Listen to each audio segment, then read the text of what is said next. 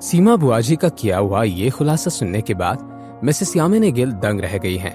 फिर उन्हें याद आया कि चेक साइन करने के नाम पर रतन ने बहुत से डॉक्यूमेंट्स पर उनकी साइन ली थी। ये बात याद आने के बाद मिसेस यामिनी गिल अपने आप पर ही गुस्सा हो रही थी। और वैसे भी आपसे अपनी बात मनवाने के लिए मुझे किसी कॉन्ट्रैक्ट की जरूरत नहीं है। मैं तो बस एक छोटे से क्लिक से आपके कई सालों से छिपाए हुए राज को पूरे शहर तक पहुंचा सकती हूँ। सीमा दीदी, ऐसा मत कीजिए।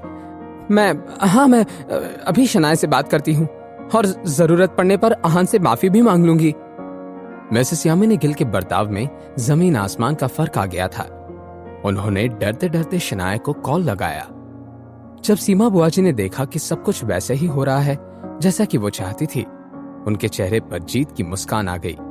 उन्होंने मन ही मन में कहा, यामिनी भाभी, आप तो जानती ही हैं, अगर घी सही उंगली से ना निकाले तो उंगली को टेढ़ा किया जा सकता है, और ये सीमा अच्छे से जानती है। आपका जो राज मुझे पता चला है ना, उसके बल पर मुझे तो पूरा शिमला खरीद सकती हूं मैं। दूसरी तरफ मिसेस यामिनी गिल की कॉल को गुस्से से काटने के बाद शनाया परेशान हो गई थी। शनाया ने गुस्से में आकर अपने आप से ही कहा, अगर ऐसा ही चलता रहा तो मुझे सच में मॉम से रिश्ता तोड़ना पड़ेगा। मैं हर बार उन्हें समझाने की नाकाम कोशिश करती हूँ और वो हर बार बस एक ही रट लगाकर बैठी जाती हैं। जब शनाया ये सोच रही थी, एकदम से उसे आहान का ख्याल आया। शनाया ने आसपास देखा तो आहान कहीं नहीं था। शनाया परेशान होकर उसे हर जगह ढूंढने लगी। उसे लगा कि शायद मिसेस यामिनी गिल की बातों को सुनकर आहान अपसेट हो गया था। तभी शनाया ने किचन में आकर आहान को देखा। आहान वहां बड़े ही डेडिकेशन और खुशी के साथ शनाया के लिए खाना बना रहा था। ये देखकर शनाया भी एक सेकंड में अपनी मॉम के बारे में भूल गई। आहान, तुम क्या बना रहे हो?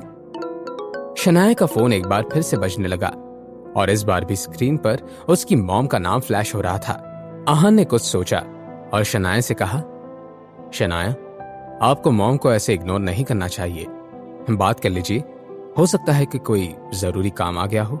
शनाया ने कॉल उठा लिया और बाहर चली गई। इससे पहले कि शनाया कुछ कह पाती, मिसेस यामिनी गिल ने भावुक होकर कहा, शनाया मेरी बच्ची, मुझे माफ कर दो। मैंने ये सब तुम्हारे लिए किया है। प्लीज मुझसे बात करो बेटा। मेरा इस दुनिया में शेखर और तुम्हारे अलावा है ही कौन? इसी वजह से मैं बिना सोचे समझे कुछ भी कर देती हूँ। तुम समझ रही हो ना शनाया कि मैं क्या कहना चाहती हूँ? शनाया का भी दिल पिघल गया। मैं जानती हूँ कि आप गलत नहीं हैं। आपको मेरी फिक्र होती है और ये सब जायज भी है, लेकिन मैं आपको कई बार पहले बता चुकी हूँ और आज फिर से बता रही हूँ, मैं आहान को नहीं छोड़ना चाहती। और मॉम, अगर आपको सच में मेरी इतनी चिंता है तो प्लीज मेरी खातिर आहान को एक मौका देकर देखिए।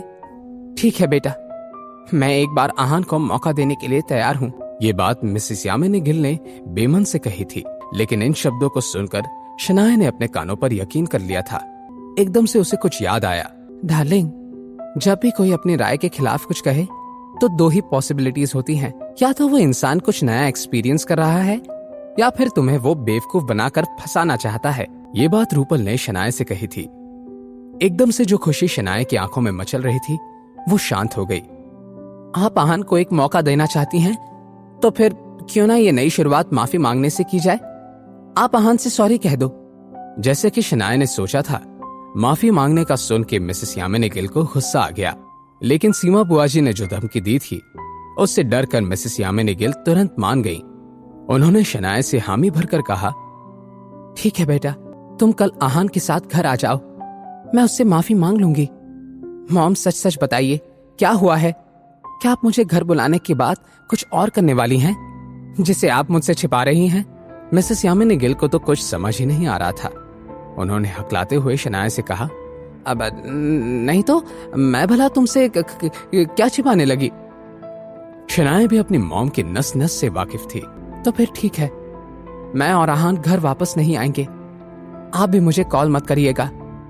मिसेस यामिनी गिल ने घबराते हुए लेकिन जल्दबाजी में शनाया के साथ कहा, वो शनाया रुको, मैंने रोहन कोहली से पैसे लिए हैं।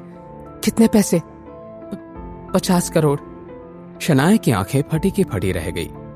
मिसेस यामिनी गिल फूट फूट कर रोने लगी। उन्होंने रोते हुए शनाया से झूठ कहा, नहीं बेटा, ऐसा नहीं है। अगर ऐसा नहीं है तो वो 50 करोड़ उस रोहन कोहली को वापस कर दीजिए। शनाया बेटा, ऐसा नहीं हो सकता। वो मैंने कॉन्ट्रैक्ट पर साइन कर दिया है। मुझे जिंदगी भर जेल में रहना पड़ेगा बेटा। शनाया ने गुस्से से अपने फोन को कानों से दूर किया, लेकिन वो कॉल को काट नहीं पाई। अब आगे शनाया क्या करने वाली थी? अपनी माँ को उनकी गलतियों की सजा देने वाली थी। इन सब में टूटी हुई शनाया को आहान कैसे संभालेगा? जानने के लिए देखिए अगला एपिसोड सिर्फ पॉकेट एफएम के यूट्यूब चैनल पर। और सीक्रेट अमीरजादा के सारे एपिसोड्स को सुनने के लिए डिस्क्रिप्शन में दी हुई लिंक से डाउनलोड कीजिए पॉकेट एफएम ऐप।